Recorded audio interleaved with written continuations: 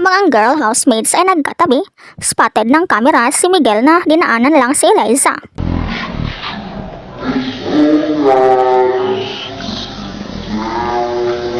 Malaki pa sana ang space ng upuan ni Eliza. Ngunit hindi doon umupo si Miguel.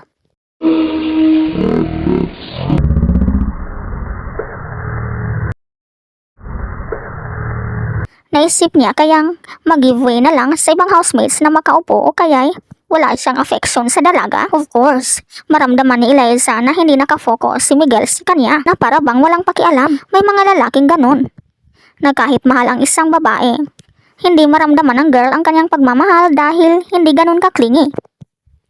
O kaya'y baka gusto talagang tumabi ni Miguel sa kanya ngunit ayaw niyang gawin iyon dahil merong kamera at maraming mga housemates. Minsan na niyang sinabi kay Eliza na ayaw niyang i-publicize ang lahat sa kanya.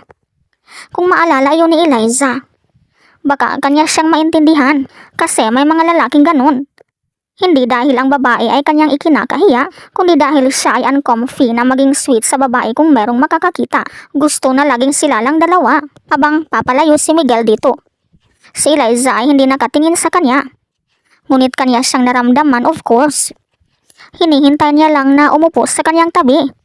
Ngunit hindi niya iyon ginawa. Nang siya ay nagkaalis na, tsaka siya lumingon. Nahalatang kanya siyang hinahanap-hanap.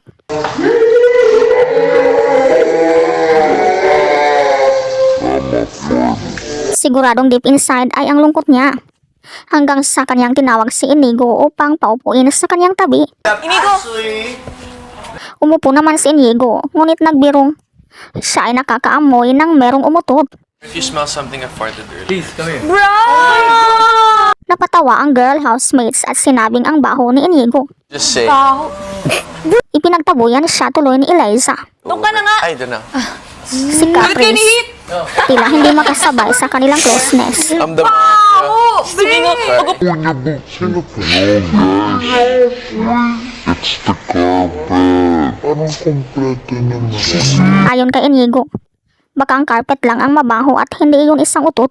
It's the carpet. Parang kompleto naman. Nagpasalamat naman si Inigo na siya ay pinaupo ng girls. Thank you for accepting me. Ayon pa kay Eliza, mas mabaho pa ang kanilang utot sa kanya. Subaw po utot namin. Nagjo-joke lang naman ang dalaga, ngunit masyadong seryoso si Inigo. No way. Ikaw, anong masasabi mo dito? Inigo!